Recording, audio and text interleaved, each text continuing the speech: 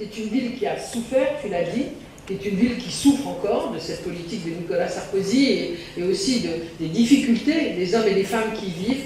Eh bien, tu as fait ce magnifique bâtiment, ce magnifique équipement qui accueille toutes les formes de culture, toutes les cultures du monde.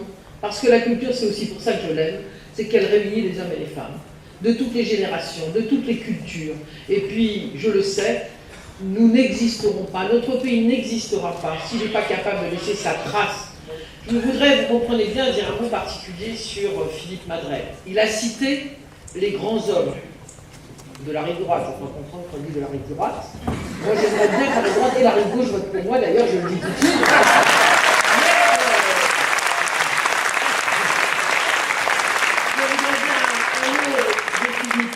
Philippe, si tu me permets de l'appeler comme ça, Philippe Madrelle. Il a parlé des grands hommes. Moi, je veux parler d'un grand homme ici, que tout le monde connaît, quelles que soient les fonctions qui ont été celles de Philippe Madrelle, et elles ont été nombreuses et fortes ici, et la Gironde lui doit beaucoup, il est toujours resté un militant et un homme de la proximité des électeurs.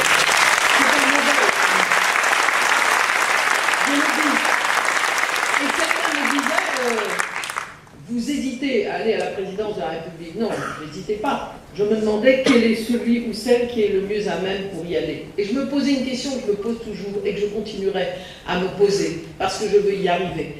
Comment être là-haut et comment rester proche des gens? C'est ce que Philippe a très bien montré. Et c'est ça pour moi le militaire. Et en fait, président de la République militaire, ça j'en suis convaincu et c'est ce que je souhaite effectivement être.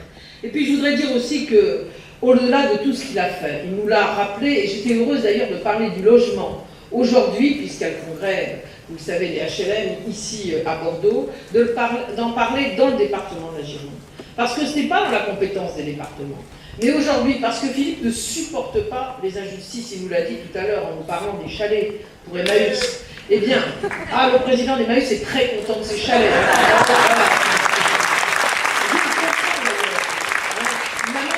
Il m'enverrait une documentation pour lire. Donc, c'est pour vous dire que Philippe va nous impressionner aussi notre politique.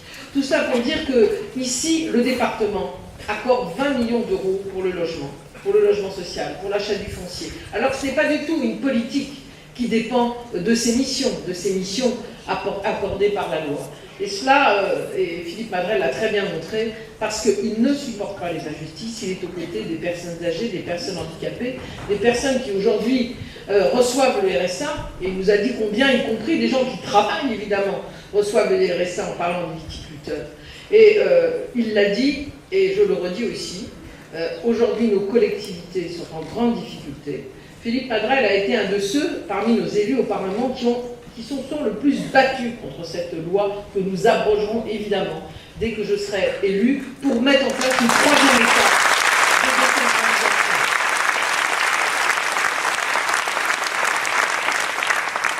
décentralisation. Et là aussi, il s'est battu d'ailleurs parfois de manière originale.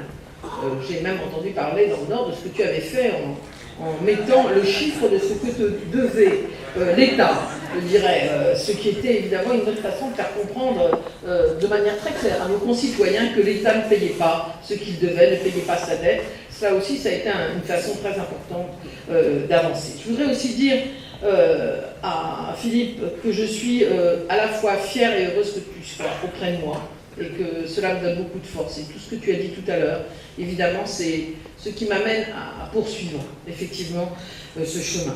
Alors demain, tu seras avec nos amis, avec Alain Anziani, avec Françoise Cartron au Sénat. Il y aura un hommage qui sera rendu à notre ami Robert Badinter, j'en parlerai tout à l'heure. Je voudrais dire un mot à Alain, parce que je l'ai dit, j'ai une chance d'avoir une équipe formidable. Alain Anziani fait partie de l'équipe de campagne, une équipe où il s'occupe effectivement des élus, des sénateurs, des collectivités locales, et il le fait avec la force et la détermination qui est la sienne. Et je suis heureuse aussi que grâce aux réformes que nous avons mis en place, y compris sur le non-cumul, et je sais que ce n'était pas facile pour tout le monde, eh bien j'ai vu arriver dimanche soir au Sénat des jeunes femmes, des jeunes hommes, Et ça, je crois que c'était très important aussi. Je remercie David Assouline, autre sénateur qui m'accompagne aujourd'hui, qui a toujours défendu cela et qui l'a fait avec une grande détermination. Et c'était pas facile, parfois. Eh bien, avoir Alain dans son équipe, c'est très important, comme avoir Fabienne. Parce que voilà, Fabienne Maugère, vous l'avez entendu tout à l'heure. Eh bien, moi, j'ai souhaité que dans cette équipe, nous ayons des politiques et des hommes et des femmes de la société civile. Vous savez, une philosophe qui vous dit, et on s'est retrouvés comme ça, qui vous dit dans le fond, oui, l'État doit gouverner autrement, on en reparlera, on est tous d'accord. Mais ce qui est important, et moi c'est ma conviction profonde, c'est aussi la façon dont chacun d'entre nous va regarder l'autre. Qui va prendre en compte la perte d'autonomie des personnes âgées? L'État, bien sûr, c'est la solidarité. Mais qui va prendre en compte l'isolement de la personne âgée qui est à côté? Qui va lui montrer qu'elle compte parce qu'elle est la personne qui vit à côté de chez vous, que vos enfants ont envie d'aller la voir, que vous l'invitez à un repas, que vous l'aidez dans ses tâches quotidiennes? Voilà aussi ce qu'on peut demander aux citoyens. Comment créer une société où le lien social redevient quelque chose de naturel? Une société moins violente, une société plus ouverte aux autres, où bien sûr l'État doit prendre soin de chacun, il faut une vraie révolution pour cela, mais aussi où chacun doit prendre soin des autres. Alors tout le monde a rigolé en disant le soin, elle parle du soin, mais pas des malades. Mais non, on pas des malades bien sûr. Mais le soin, c'est pas l'assistance, c'est que chacun apprend de l'autre. Quand j'envoyais ma fille voir une dame âgée qui était à côté de chez nous, cette dame était très contente, mais ma fille revenait ravie, elle avait appris beaucoup de choses. Et voilà. Et c'est ça la société, c'est se faire rencontrer des hommes et des femmes, c'est donner envie de vivre ensemble, c'est recréer du lien social, c'est combattre la solitude, et c'est ça aussi que l'on